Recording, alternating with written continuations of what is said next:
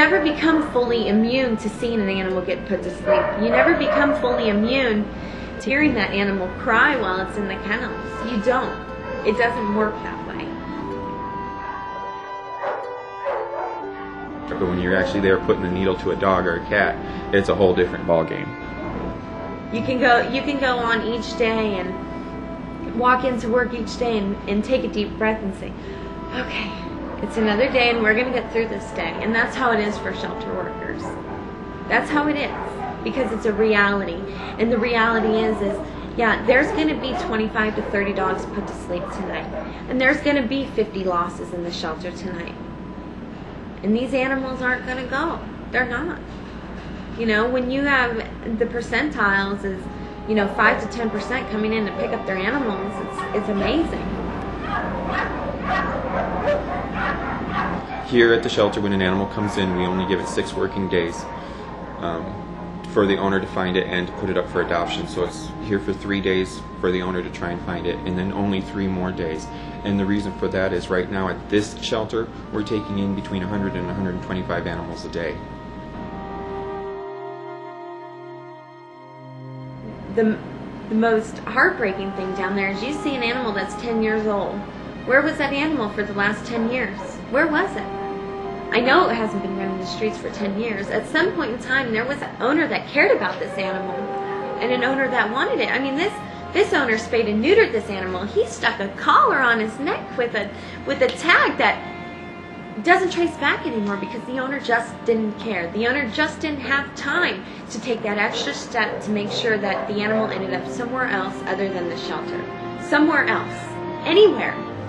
Anywhere is better than here.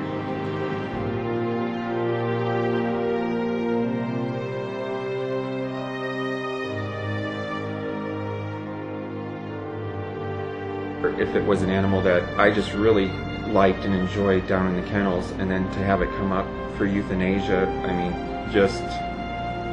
it was really, it's painful, and I know it has to be done. I mean, it's hard. I mean, it's really hard.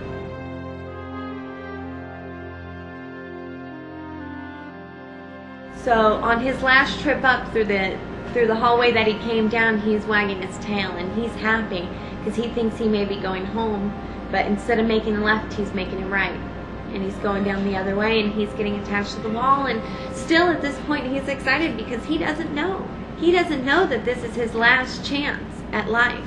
And I went down into the kennels and I saw a cat get euthanized and I saw a dog get euthanized, and you hear the cat meow and you think, oh my gosh, it's asking for your help. It wants your help. You don't want your animal to have its last few minutes having strangers hold it and give it a shot. Scared and alone with people they don't know.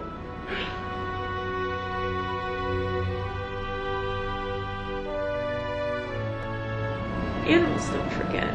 They know everything they go through.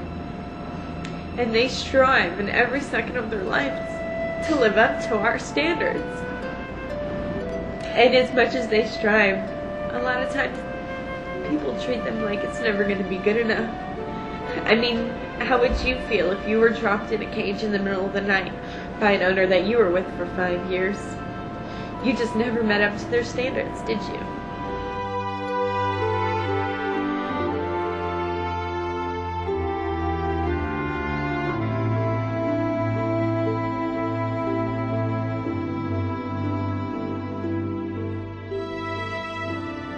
We need everybody's help to stop this, so we don't have to feel this way anymore, so we don't have to do this anymore. You try to euthanize a dog as it licks your face, you stick that needle in that dog's arm. It's not easy. There's still 25 to 30,000 animals every year that have to be euthanized in Clark County. Pretend like it doesn't exist, and you use euphemisms like, oh, we put him to sleep, or it's not our fault, and boy, isn't that terrible. But I guess it brought it into reality when I had to do it, and I probably had to euthanize close to 30,000 animals, and most of which were fine. adoptable, that's nothing wrong with them, but they had to be destroyed.